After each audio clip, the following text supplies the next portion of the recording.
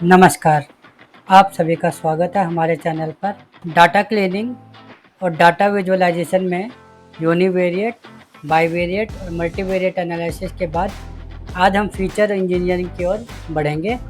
Google Colab में Google drive को mount करने के बाद हम हमारी इम्पोर्टेंट लाइब्रेरीज़ को इंपोर्ट करेंगे।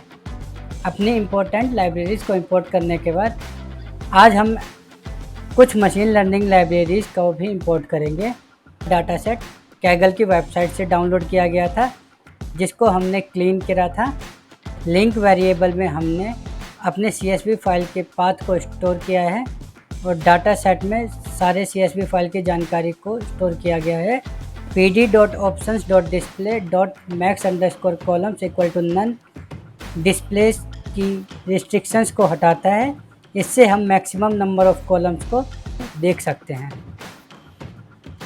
हमारे डाटा सेट में अभी 29 कॉलम्स हैं। फीचर इंजीनियरिंग की शुरुआत फीचर रिक्रिएशन से होती है। कुछ हमारे ऑब्जेक्ट टाइप कॉलम्स थे जिनमें डेट की वैल्यू स्टोर थी। उनको हम सबसे पहले डेट टाइम फंक्शन की मदद से डेट टाइम टाइप में कन्वर्ट कर लेंगे। डेट टाइम टाइप में कन्वर्ट करने के बाद हम उसमें से ईयर और मंथ की वैल्यू को एक्सट्रैक्ट कर लेंगे। यही काम हमने 4 कॉलम्स के साथ किया है। इस प्रोसेस के दौरान कुछ एक्स्ट्रा कॉलम्स जनरेट हुए थे, उनको हम ड्रॉप कर देंगे। इसके साथ साथ हमने एड्रेस स्टेट नाम के कॉलम को भी ड्रॉप किया है। अननेम 0 नाम के अनवांटेड कॉलम को भी ड्रॉप किया है। अब हम अपने टारगेट कॉलम को डाटा सेट के सबसे आखिरी कॉलम की पोजीशन पे मूव कर देंगे। फीचर रिक्रिएशन के बाद फीचर ट्रांसफॉर्मेशन का वक्त आता है। फीचर ट्रांसफॉर्मेशन के लिए हम अपने डिपेंडेंट और इंडिपेंडेंट वेरिएबल को डिफ़ाइन करते हैं। हम इंडिपेंडेंट वेरिएबल पे pd.get_dummies फंक्शन रन करेंगे। इसमें हमने drop_first = true किया है, क्योंकि ये डमी ट्रैप से हमें बचाता है। और sparse = true ये हमारे डाटा फ्रेम के स्ट्रक्चर को इंटैक्ट रखता है। इसके बाद हमने feature_data_pandas नाम के वेरिएबल को रन किया है। पैंडास के द्वारा टोटल 53 डमी कॉलम्स क्रिएट हुए हैं। फीचर एक्सट्रैक्शन के लिए हम VIF स्कोर का यूज़ करेंगे, जो कि कॉलम के बीच में कोलिनियर हायर डायमेंशन में कोलिनियर वैल्यू को बताता है। अगर वैल्यू 5 से ऊपर होती है तो वो हाईली कोलिनियर होता है।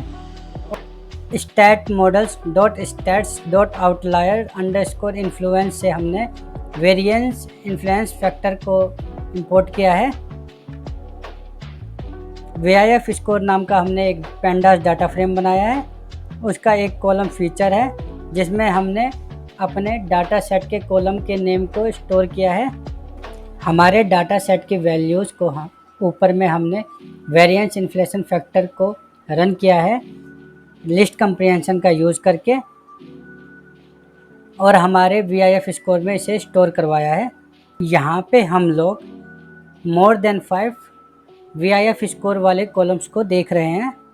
सबसे ज़्यादा लोन अमाउंट का 65 है और सबसे कम पर्पस_डेप्थ_कंसोलिडेशन का 13.95 है। अब हम फीचर सिलेक्शन की ओर बढ़ रहे हैं। जिस कॉलम का VIF स्कोर हमारा ग्रेटर देन 5 था, अब हम उन कॉलम्स को ड्रॉप कर देंगे। फीचर सिलेक्शन के बाद अब हम फीचर नॉर्मलाइजेशन की ओर बढ़ रहे हैं। फीचर नॉर्मलाइजेशन के लिए हमने रोबस्ट स्केलर को चुना है, क्योंकि यह आउटलायर पे बहुत अच्छा काम करता है। रोबस्ट स्केलर को लगाने के बाद अब हम अपने डाटा सेट को टेस्ट ट्रेन में स्प्लिट कर लेंगे। हमारे एक्स ट्रेन में 26,842 रोज़ और 33 कॉलम है, जबकि हमारे वाई ट्रेन में 26,842 रोज़ है। टेस्ट ट्रेन स्प्लिट के बाद अब हमारा data set machine learning algorithm लगाने के लिए तैयार है।